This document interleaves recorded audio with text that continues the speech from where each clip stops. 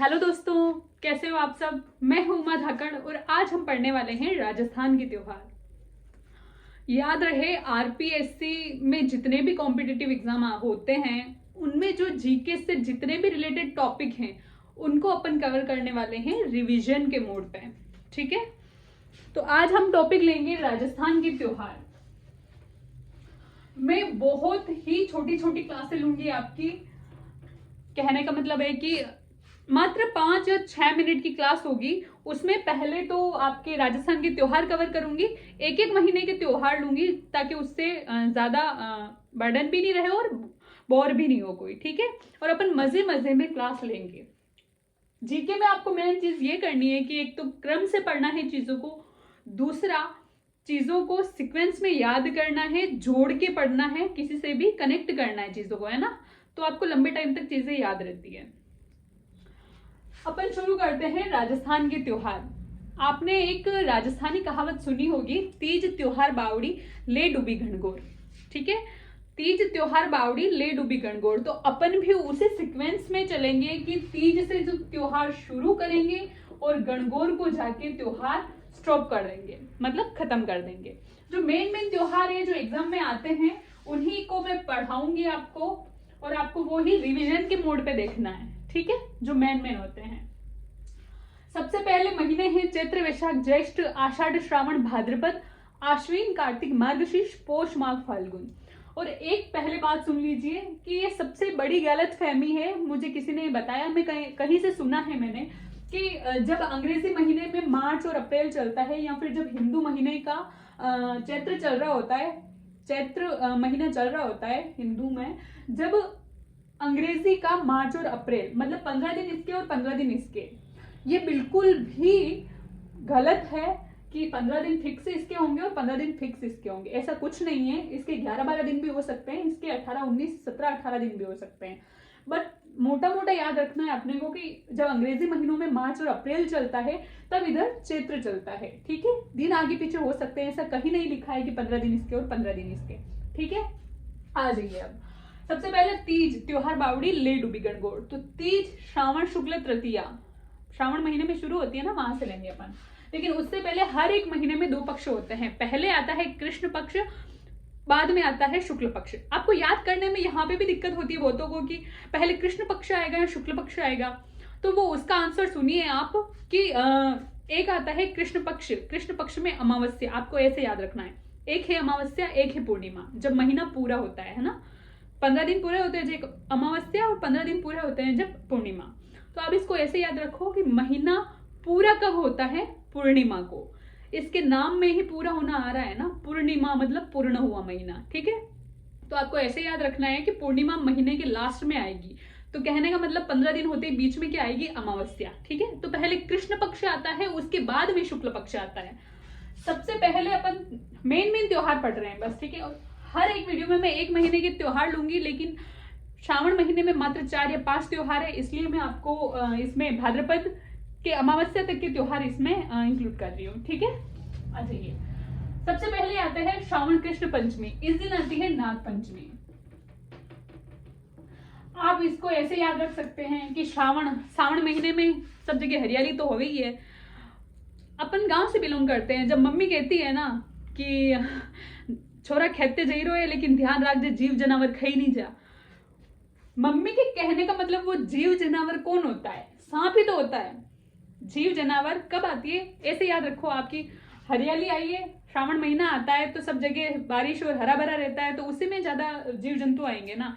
तो सांप आएगा, हमारे देशी लैंग्वेज में बोलते हैं सांप। अगर सांप आएगा तो हरियाली में ही आएगा। ठीक है, तो श्रावण कृष्ण पंचमी। और आप ऐसे याद रख, इसमें दिक्कत होती है। अब जैसे कि क्वेश्चन आ गया कि नाग पंचमी कब आएगी, क्वेश्चन आया है नाग पंचमी कब आएगी। 2 ऑप्शन तो अलग ही हैं, लेकिन 2 ऑप्शन में दे रखा है कि श्रावण कृष्ण पंचमी और श्रावण शुक्ल पंचमी। तो इसमें आपको दिक्कत हो रही है। तो आप, मैंने क्या बोला, चीजों को रिलेट करके पढ़ो। यहाँ पे अपन रिलेट करेंगे तो नाग मतलब सांप, सांप काला होता है ना, तो काला मतलब और कृष्ण यानी भी काला। तो ऐसे चीजों को कहीं ना कहीं आपको जोड़ना पड़ेगा, जब जाके आप याद रख सकते हो। ठीक है, अब आती है इसके बाद श्रावण कृष्ण नवमी। इस दिन मनाते हैं नीत्री नवमी। श्रावण कृष्ण पंचमी को नाग पंचमी मनाई जाती है। इस दिन सांपों के बाम्बियों की पूजा होती है, सांपों को दूध पिलाया जाता है और सांपों की पूजा होती है। ठीक है, उसके बाद आती है नीड्री नवमी, श्रावण कृष्ण नवमी को। अगर नाग आया है, कहने मतलब सांप आया है, तो नेवला तो आएगा ही, क्योंकि इनके बीच तो 36 का है भाई। ठीक है, जो चीज होती है ना कहीं मैं हूं तो वहां तू भी है, लाइक वो वाला सिस्टम। तो नाग आया है, सांप, तो नेवला भी आएगा ही। नीड्री नवमी को नेवले की पूजा की जाती है। उसके बाद आता है श्रावण अमावस्या। इस दिन होती है हरियाली अमावस्या।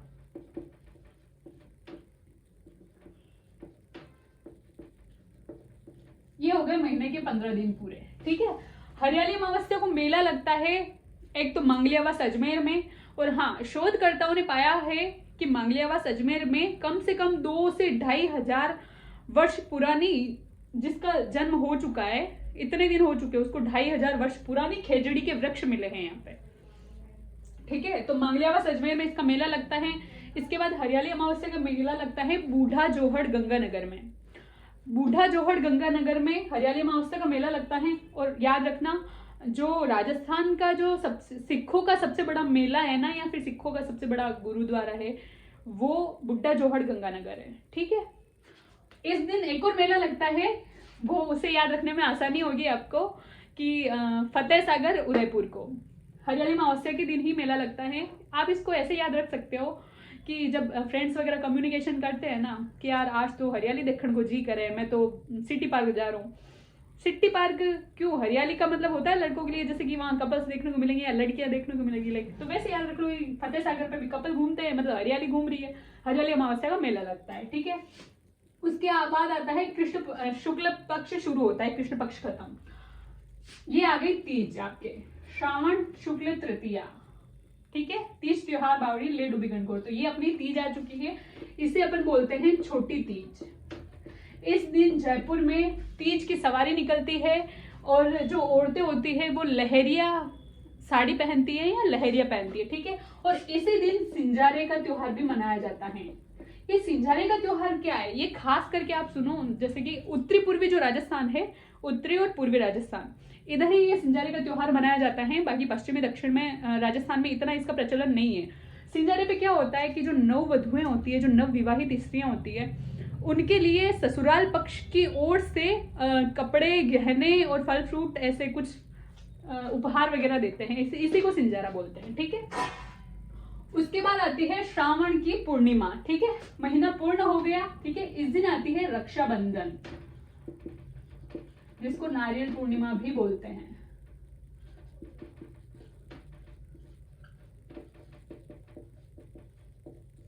ठीक है, श्रावण पूर्णिमा को रक्षाबंधन हो गया। इस दिन भाई बहन को राखी बांधता है, बहन भाई को राखी बांधती है, और वो एक दूसरे की रक्षा करने का वचन देते हैं। इसके बाद चलो अब दूसरा महीना शुरू होता है। ठीक है, भाद्रपद। भाद्रपद कृष्ण तृतीया। आपको ये याद रखना है कि छोटी तीज तो चली गई। ठीक है, उसके बाद अब बड़ी तीज आएगी। बड़ी तीज,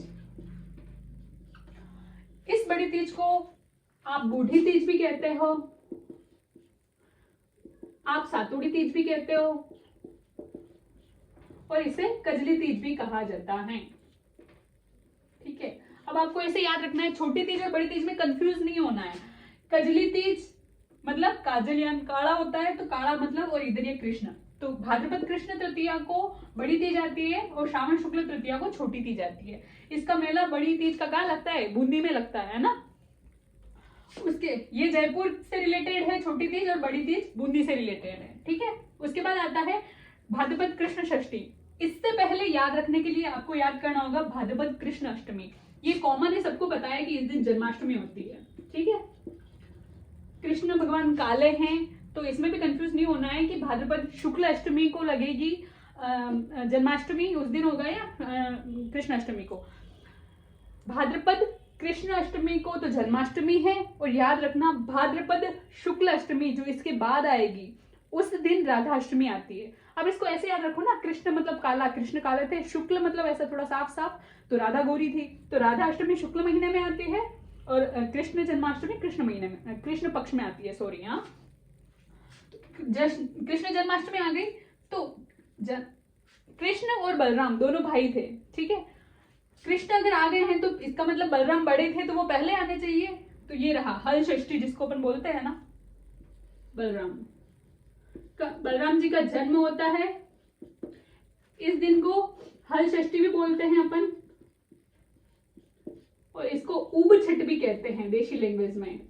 इस दिन जो महिलाएं व्रत करती है ना, वो पूरे दिन खड़ी रहती है। उब छठ मतलब उबा होना, ठीक है, देशी लैंग्वेज है ये मेवाड़ी। उब मतलब उबा होना, तो पूरे दिन खड़ी रहती है। जब व्रत उनका टूटता है या व्रत तोड़ती है उसके बाद ही बैठती है, ठीक है।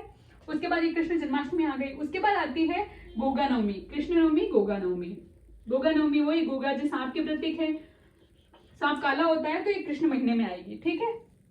कहीं कहीं ध्यान रखना, ऐसा मैंने देखा है एक दो एग्जाम में कि गोगा नवमी का त्योहार दे रखा होता है और नीचे ओनली ऑप्शन में भाद्रपद शुक्ल नवमी ही दे रखा होता है, तो तब वहां वो हो सकता है उसका आंसर, ठीक है।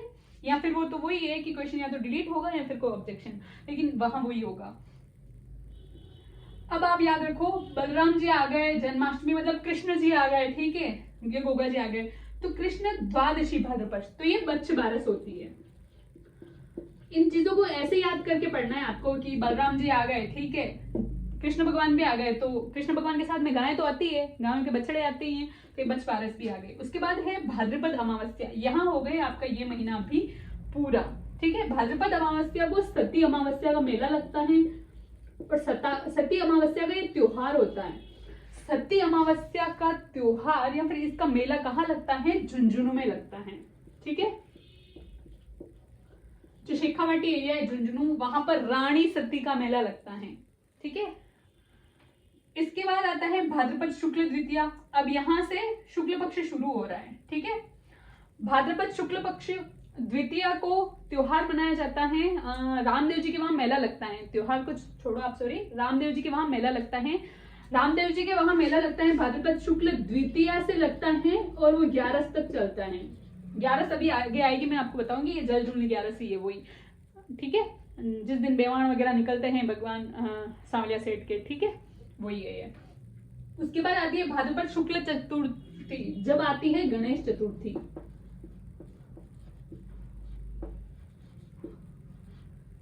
गणेश चतुर्थी मतलब जो गरबे वगैरह स्टार्ट होते हैं ना, वो इसी दिन से होते हैं, ठीक है। तो इस दिन रणथंभौर त्रिनेत्र गणेश जी का बहुत भारी मेला लगता है रणथंभौर सवाई माधोपुर में। और एक और है चुंगी तीर्थ बोलते हैं अपन उसको, जो है जैसलमेर में, उसका भी मेला लगता है, ठीक है। और इसके बाद आती है अब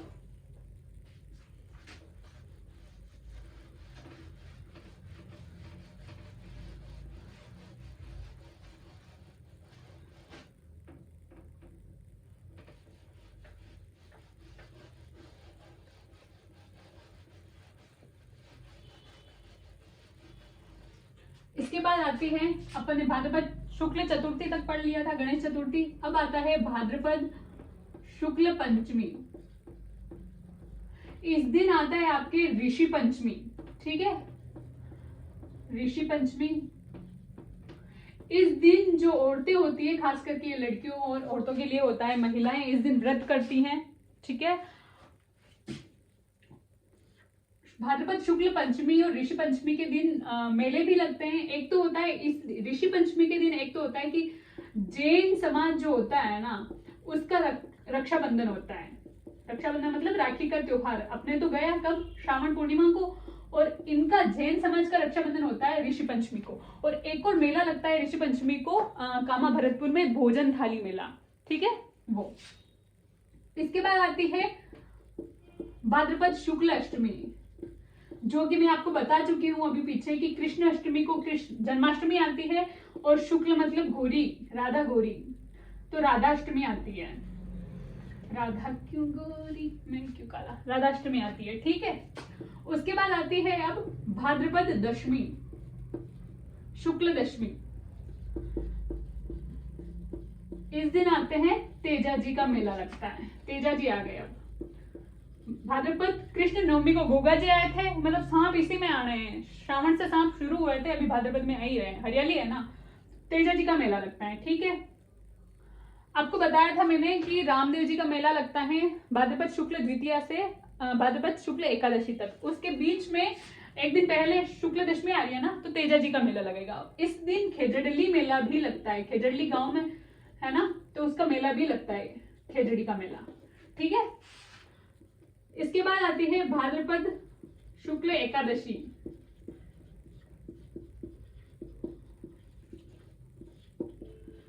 बोलते हैं जल जूलनी ग्यारस, जल जूलनी एकादशी या जल जूलनी ग्यारस। इस दिन भगवान के बेवान निकलते हैं, जुलूस निकलता है और व्रत वगैरह करती है औरतें, ठीक है। इसके बाद आती है भाद्रपद शुक्ल चतुर्दशी।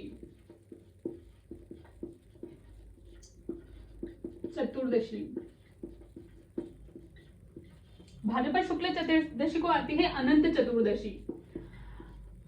ये इसका भी व्रत का काफी प्रचलन है, हालांकि उत्तरी पूर्वी राजस्थान का नहीं बता सकती, लेकिन चतुर्दशी जो मेवाड़ है, दक्षिणी राजस्थान है, वहां पर इसका अनंत चतुर्दशी के व्रत का काफी प्रचलन है। इस दिन औरतें व्रत भी करती हैं। एक धागा होता है 14 गांठों वाला, जिससे बाहिने हाथ में बांधा जाता है, और जब तक अगली अनंत चतुर्दशी आती है ना, तब इस धागे को खोल के दोबारा व्रत करके इस धागे को पहना जाता है, और उस पुराने वाले धागों को भगवान को चढ़ाया जाता है ना, ऐसे अनंत चतुर्दशी। और ध्यान रखना, इसी दिन जब भाद्रपद शुक्ल चतुर्दशी को ये चतुर्थी को शुरू हुई थी ना, गणेश चतुर्थी, तो इस दिन उनकी मूर्ति को भी उठाया जाता है उनके स्थान से, और पानी में उनको विसर्जित कर देते हैं, ठीक है। उसके बाद लास्ट आ जाती है भाद्रपद पूर्णिमा। आपका महीना भी खत्म और त्योहार भी खत्म, ठीक है। और आपको इतना ध्यान रखना है कि भाद्रपद पूर्णिमा को श्राद्ध प्रारंभ हो जाते हैं। श्राद्ध कितने दिन के होते हैं? 16 दिन के। ये बात ध्यान रखना, 16 दिन के श्राद्ध होते हैं। दो चीजें याद रखनी है, भाद्रपद पूर्णिमा से श्राद्ध प्रारंभ होते हैं और ये आश्विन की अमावस्या तक चलते हैं। आश्विन अमावस्या, तो 15 दिन तो इसके हो गए, और ये पूर्णिमा वाला एक दिन ही हो गया, तो 15 + 1 कितने, टोटल ये 16 दिन का त्योहार मनाए जाते हैं। और श्राद्ध त्योहार, और एक होता है सांजी, ठीक है। ये दोनों ही त्योहार एक ही दिन शुरू होते हैं, एक ही दिन खत्म होते हैं। भाद्रपद पूर्णिमा को शुरू होते हैं, आश्विन अमावस्या को खत्म होते हैं, और 16 दिन के ही होते हैं। सांझी का ये होता है कि सांझी की पूजा की जाती है दीवारों पे ऐसे चित्र वित्र बना के, और सांझी मंदिर भी है जिसको सैया मंदिर कहते हैं उदयपुर में, मच्छेंद्रनाथ मंदिर, ठीक है। तो इसके बाद बाकी महीने के बारे में आपको कल बात करूंगी मैं, सांझी के बारे में भी आश्विन महीने में बताऊंगी।